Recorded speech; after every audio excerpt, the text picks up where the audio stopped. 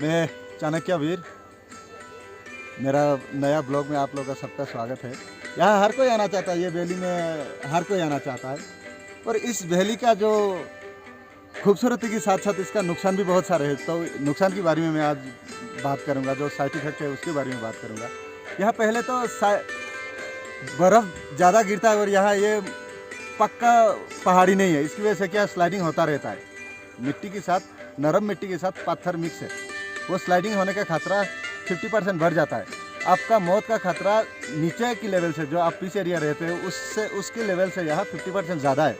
आपका कभी भी कोई भी हादसे से मौत हो सकता है। यहाँ पहाड़ी से नीचे गिरने का मतलब 1 किलोमीटर नीचे जाना, तो आपका टुकड़े मिलेगा, वहाँ इंसान नहीं मिलेगा। ठीक है, तो उसके साथ साथ और भी कई चीज़ें हैं।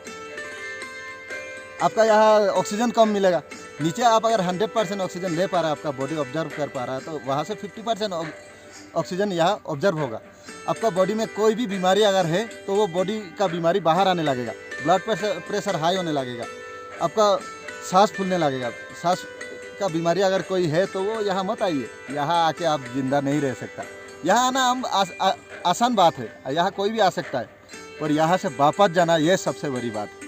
क्योंकि यहाँ कोई भी मेडिकल फैसिलिटी नहीं मिल सकता। यहाँ पहले मेडिकल चेकअप करके फिट होने की बाद ही आइए कि आप सही घूम फिर के जाइए। अगर आप मेडिकल फिट नहीं है तो यहाँ आके अपने आप को मौत के गले में मत डालिए। ये मेरा कहना है, मेरा मानना है।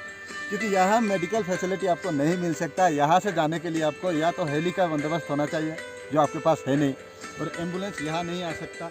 रोड यहाँ है नहीं, आपको पैदल ही जाना है 100 किलोमीटर तक। ठीक है, तो 100 किलोमीटर का मतलब यहाँ से जाना आपको नामुमकिन है। और आपके साथ आपको अगर कैरी करके कोई जाना चाहता है तो वो नहीं जा सकता। क्यों? क्योंकि वो भी आपका हालत में ही होगा, आपसे थोड़ा कम होगा, पर वो भी आपका जैसे ही हालत में होगा। क्योंकि यहाँ का आगे जो ये पहाड़ी दिख रहा है, ये कोई इंडियन पहाड़ी नहीं है, ये पूरा पाकिस्तान है। तो पाकिस्तान का पहाड़ी में, पाकिस्तान में तो हम जा नहीं सकते। इंडिया का जो मेन जो सिटियाँ है वो यहाँ से बहुत दूर है। तो यहाँ आना आम आदमी के लिए नामुमकिन है। हाँ, मेरे जैसे या मेरे कैमरामैन जंगला की जैसा अगर फिटफोर है, अपने आप को मजबूत करके रखा है, खुद को हिरन की तरह देखते हो, खुद को अगर शेर दिल रखते हो तो आ सकते हो।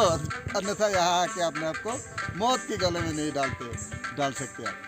अगर यहाँ आना तो इंश्योरेंस करा के आना कि आके मर जाऊं और वापस नहीं जाऊं, घर वालों को पैसा बहुत सारा मिले। पर 1 करोड़, 1 लाख या 10 लाख ये सब मायने नहीं रखता। अभी दुनिया में लोग पैसा कमाने वाला 1 मिनट में भी करोड़ कमा लेते हैं। अपने आप को 3 महीने में बेच देते हैं, 10 करोड़ कमा लेते हैं। तो पैसा का कोई वैल्यू नहीं है। खुद का शरीर, खुद का जान का बहुत वैल्यू है। आप जिंदा रहेगा तभी ये दुनिया आपके लिए है, अन्यथा ये दुनिया आपके लिए नहीं है, किसी और के लिए होगा जो जिंदा रह पा रहा है। तो मेरे भाई यहाँ मत आइए। आना है तो अपने आप को पहले फिट करिए, 1 साल तक ट्रेनिंग करिए, बॉडी को फिट करिए, हर एक मेडिकल साइड से आप फिट रहे तभी यहाँ आने का सोचिए, नहीं तो मत आइए। बर्फ़ देखना बड़ी बात नहीं है, बर्फ़ कहीं भी देख सकते हैं, पर यहाँ आने की बात क्या आपका आखिरी बार बर्फ़ देखना तो नहीं है, ये ज़रूरी है कि आप आखिरी बार बर्फ़ तो देखने नहीं जा रहे हो। तो हम इंडिया का लास्ट एंड और पाकिस्तान का स्टार्टिंग पॉइंट पर खड़ा है। तो इस बात का ध्यान रखें। यहाँ आम आदमी कोई भी, जो हमारे 150 करोड़ आबादी है, उनमें से गिने चुने लोग यहाँ तक आते हैं। अन्यथा गवर्नमेंट यहाँ अथॉरिटी नहीं देता यहाँ तक आने का या यहाँ तक पहुँचने का, क्योंकि ये बहुत सेंसिटिव एरिया है। जो हमारे ऑपरेशन सिंदूर चला था, उसका जो मेन जो ऑपरेशन सिंदूर का जो एरिया था वो यही है, यहाँ तक है। जहाँ तक मीडिया पर्सन को यहाँ अलाउड नहीं था, मीडिया पर्सन आए नहीं थे। और मीडिया पर्सन आए भी तो 7 दिन बाद आए थे। ऑपरेशन सिंदूर के टाइम में जो कुछ भी दिखाया गया था वो सब AI के द्वारा तैयार करके दिखाया गया था। क्योंकि यहाँ ऑपरेशन सिंदूर का टाइम में यहाँ एक आदमी का मूवमेंट मतलब आपका पूरा देश का सिक्योरिटी लीक का बराबर हो सकता था, इसलिए यहाँ तक कोई नहीं आया था। यहाँ वो आए थे जो कैमरे में कभी नहीं आए, जो यहाँ लड़ाई लड़े वो कैमरे में कभी नहीं आए। ये जो पहाड़ियाँ जितना भी दिख रहा है, यहाँ पूरा बर्फ़ से ढका हुआ एरिया है। इसमें जो कुछ भी काला काला आपको दिख रहा होगा पॉइंट, वो पाकिस्तान का गोला गिरा था, उसी का ही असर है वो। तो मीडिया कुछ भी दिखा सकता है, मीडिया तो कुछ भी दिखा देंगे, पर सच्चाई क्या है वो मैं आप लोग आज मेरा ब्लॉग में दिखा रहा हूँ। ये जो एरिया है इसमें जो कि सबसे ज़्यादा अगर ऑपरेशन सिंदूर में एक्टिव था तो वो एरिया ये है जहाँ सबसे गोला दागा गया था और जहाँ सबसे गोला आया था पाकिस्तान से। और यही पॉइंट से सबसे स्टार्टिंग और शुरुआत हुआ था। ये रात को 12 बजे की बात, करीब 2:30 बजे था मेरा जितना मुझे याद है। 2:30 बजे से जो ऑपरेशन सिंदूर का पहला गोला दागा गया था वो यहीं से दागा गया था। और यहाँ सिविल पर्सन अगर गवर्नमेंट अथॉरिटी देता भी है तो वो मेडिकल इशू की वजह से नहीं आ पाता है, क्योंकि यहाँ आने के लिए आपको मेडिकली 100% फिट 110% होना जरूरी है। फिजिकली और मेंटली दोनों ज़रूरी है यहाँ आने के लिए।